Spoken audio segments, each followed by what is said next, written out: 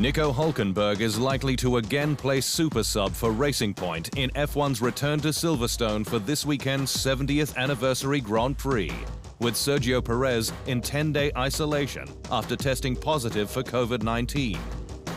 Hülkenberg's return was one of the surprises of the British Grand Prix weekend, along with the tyre failures being investigated by Pirelli, with wear from high speed and downforce and debris likely factors. He qualified in 13th, but a loose clutch bolt meant his power unit wouldn't start, ruling him out. Perez, who is asymptomatic, admitted his positive test made for one of the saddest days of his career, with the result likely stemming from a quick trip to Mexico after Hungary. I'm really sad that this happened, but it just shows how vulnerable we are all to this virus. I follow all the instructions from FIA, from my team. After Hungary, I took a private plane to go to Mexico to see my mom for 2 days because she had a big accident. So as soon as she left hospital, I was able to see her. Four-time F1 world champion Sebastian Vettel was left baffled by his lack of pace in the British Grand Prix, stating that something doesn't stack up as to why his car was very difficult to drive.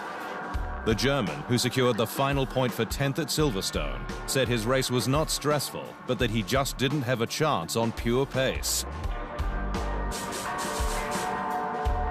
I struggled a lot to find my confidence, and I don't know why, so we need to have a good look, he said.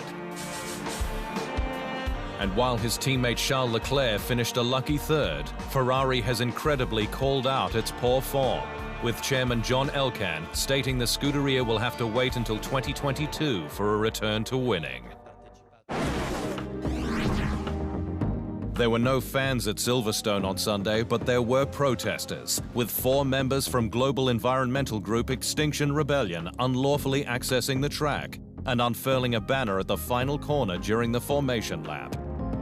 The protesters were arrested and their banner removed, with local police opening an investigation. The group admitted it trespassed not to interrupt the race, but to bring awareness to a lack of action on climate change from the UK and European Union. Six-time F1 world champion Lewis Hamilton has all but confirmed he will remain with the Silver Arrows into 2021 and beyond, after the 35-year-old stated he will be on the grid for the foreseeable future. Hamilton, who limped to his 7th British GP win on Sunday with a tyre blowout on the final lap, cementing his charge towards a 7th crown to equal the great Michael Schumacher, says he will stay as long as he's at his best.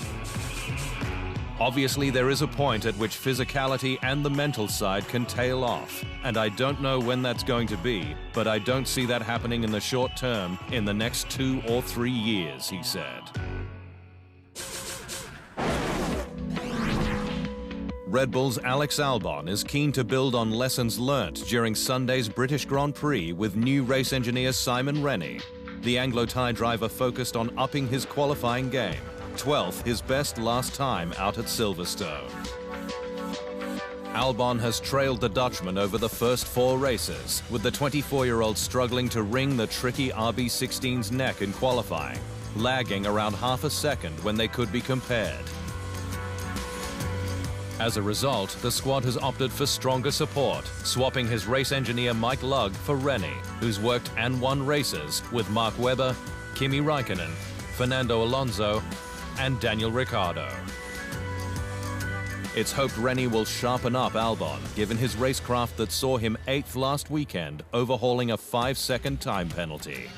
People do forget it's his 2nd season in Formula One, and he's missed sort of the first half of that. So it's been, you know, a baptism by fire with him, but he coped with that incredibly well last year.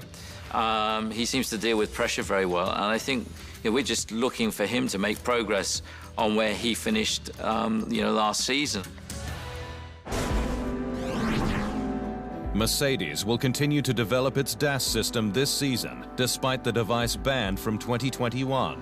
With technical director James Allison admitting it's a voyage of discovery to get the best from it.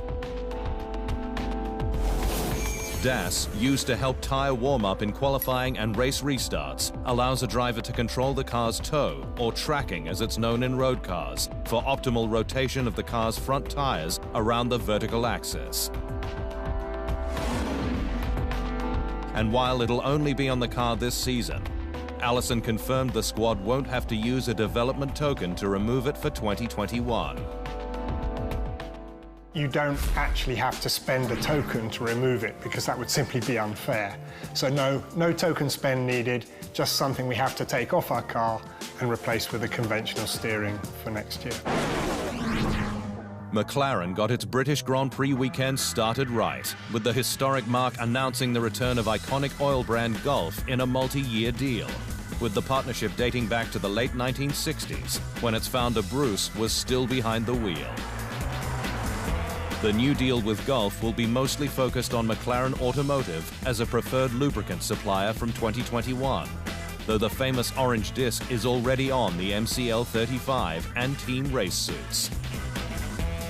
Gulf first raced with McLaren from 1968 to 1973, the partnership netting more than 40 wins across F1 and now defunct sports car series Can-Am, before more success at Le Mans in the 1990s with the McLaren F1 GTR, the latest connection part of Zak Brown's vision for the squad. When you look, what do you need to do to get back to the front of the field? You need great partners, you need great drivers, you need great team members, and I think that's what I've been working on, is assembling the best team possible. I think we're starting to see the results of everyone's hard work here at McLaren. Racing Point has taken the technical regulations to the limit with its RP20, the pink rocket a photographic copy of last year's title-winning Mercedes W10, enough to be nicknamed a tracing point. And while a hearing on Wednesday will tackle Renault's protest of its brake ducts, a case Ferrari has now waded into, having sent a letter to both F1 and the FIA asking for clarification on the regulations, McLaren team principal Andreas Seidel says the decision will determine whether F1 becomes a so-called copying championship. There is room in the regulations to do a lot more than just take pictures in the pit lane, he said. That's why we think it's important to have these clarifications now.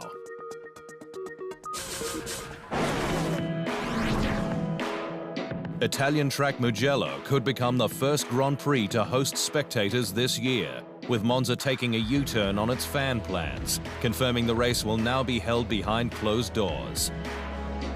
Mugello would be a perfect starting point for fans, with the Prancing Horse celebrating its 1,000th race at its Tuscan track, and a party planned in the nearby city of Florence. But time will tell as to whether people will be able to attend the race, with plans dependent upon Tuscany's local government and COVID-19 restrictions at the time. Tickets are already on sale for the Russian Grand Prix at Sochi Autodrome, with fans likely to be at Germany's Nürburgring, while F1 is expecting tens of thousands at Portugal's Portimao circuit in October. I feel like we're now starting to get a few little highs, a few little wins back, you know, and getting to race on some circuits that, yeah, we never expected to, especially this year. Brazilian Grand Prix promoter Tomasz Rohonyi has warned Formula One that the country's motorsport future depends on a new deal at Interlagos, with this year's cancelled event the last on the current contract, and race rival Rio's plans or circuit yet to be finalized. With Rohonyi revealing the potential damage after a chat with Brazilian Automobile Confederation President Waldner Bernardo de Oliveira. I spoke to the president of the Brazilian ASN and he said to me, if you lose the race, Brazilian motor racing will be dead for the next 40 years. Because all these kids who drive karts, they hope one day to go to F1, but they will stop. Brazil's promoter has been the only one to speak out against the sport's cancelled races, having argued that Interlagos can host a safe event, a point backed up by São Paulo Mayor Bruno Covas. Throughout the last few weeks, we have sent all the data to the organisers of the event, showing that the reality of the city and the state of São Paulo is very different to Brazil's reality, which is what is reported by the news that the pilots and the teams see. Tanto para os pilotos quanto para as equipes.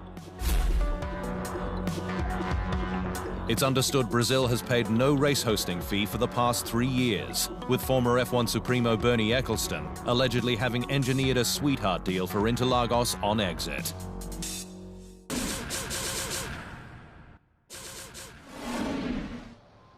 Thanks for watching. To stay up to speed on all things Formula One, make sure you hit the subscribe button.